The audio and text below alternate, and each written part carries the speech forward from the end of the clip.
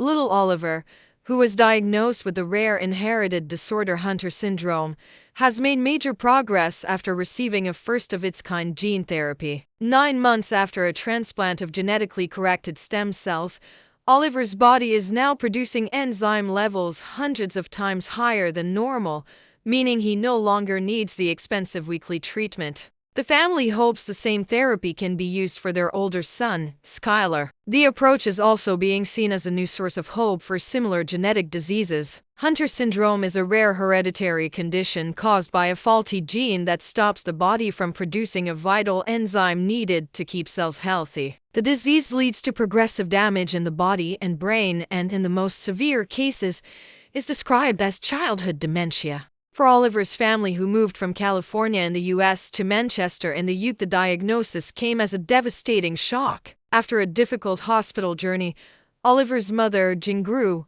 told the BBC about what they went through, saying, "Whenever we talk about this, I want to cry, because it's so unbelievable." The groundbreaking gene therapy, used for the first time anywhere in the world, was designed to halt Oliver's disease. A BBC team followed the process step by step over a year. In February 2025, 125 million genetically corrected stem cells were infused back into Oliver's body in a simple 10-minute procedure. Tests carried out just 9 months later showed the treatment worked. According to Prof. Simon Jones, Oliver produced no enzyme at all before the transplant, but is now producing hundreds of times the normal level. Most importantly, Oliver has been able to stop the weekly enzyme infusions that slow the disease and cost hundreds of thousands of pounds a year. The family is now hoping the same treatment can be offered to their older son, Skylar, who has the same condition. Experts say the method could open a new chapter for other similar genetic disorders as well.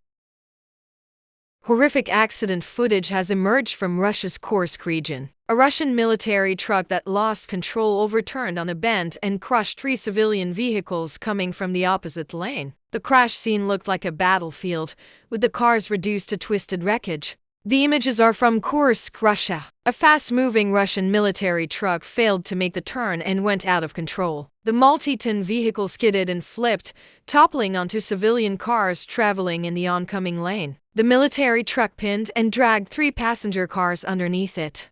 The tragedy was captured by the dashcam of the 4th vehicle in the convoy. That driver slammed on the brakes and escaped death by just a few meters, but the cars ahead were not as lucky. The aftermath was horrifying. The civilian cars trapped beneath the military truck were crushed into what looked like pressed slabs of metal.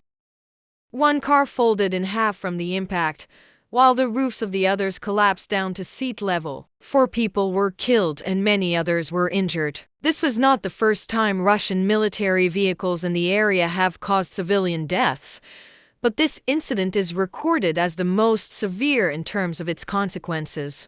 Curfew in Homs, Syria. Temporary curfew that had been imposed in Syria's Homs province after 2 murders was lifted. According to Syria's state news agency SANA, the Homs Internal Security Command announced that the curfew in the city's southern neighborhoods has ended. The report said security forces remain deployed in the area to monitor the situation and ensure stability. Following 2 separate murders in Homs yesterday, the Internal Security Command had declared a curfew from 5:00 p.m. to 5:00 a.m. Local sources said a woman from the Beni Khalid tribe was killed in the town of Zaydal. Her body was reportedly burned, and sectarian messages were allegedly written on walls. After the incident, members of the tribe carried out a retaliatory attack in Homs al-Basel neighborhood.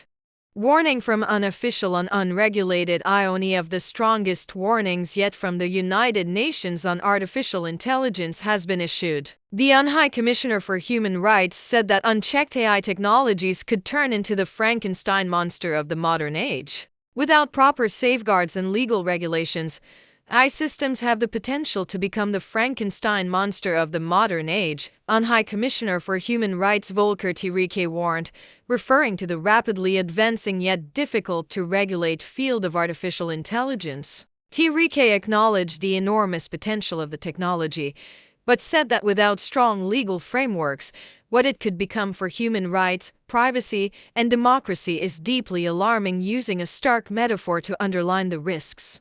Generative AI holds tremendous promise for the future, but if it is abused purely for political or economic interests, it can lead to manipulation, distortion of facts, and distraction, Tirike said. The threats to human rights are real and present, including risks to privacy, political participation, freedom of expression, and the right to work. Tirike's criticism was aimed not only at the technology itself, but also at the giant corporations that control it. He warned about the dangers of global wealth concentrating in the hands of a small number of companies, adding, at the same time, ongoing exploitation and mistreatment of workers in various sectors is deepening inequalities. Migrant workers, women, and those working in the informal economy are among the most affected.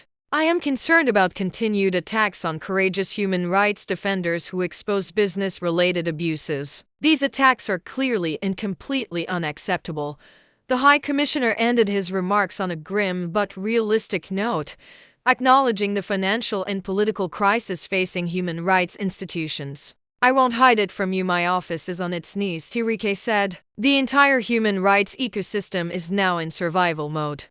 U.S. President Donald Trump and Chinese President Xi Jinping held a phone call. According to Xinhua, President Xi called on the two countries to jointly safeguard the outcomes of victory in World War II. The conversation took place at a time of diplomatic tensions between China and Japan over Taiwan. Xi said that Taiwan's return to China is an important part of the post-war international order. The timing of the call drew attention, coming amid rising friction between Beijing and U.S. ally Japan after Japanese Prime Minister Sanae Takaichi made remarks implying a possible military intervention over Taiwan. In a session of Japan's parliament, the Diet, on November 7th, Prime Minister Takaichi said that any intervention in the Taiwan Strait would be regarded as a situation threatening Japan's survival and that Japan could use military force. The comments prompted a sharp reaction from China, which views the region as part of its territory. With those remarks,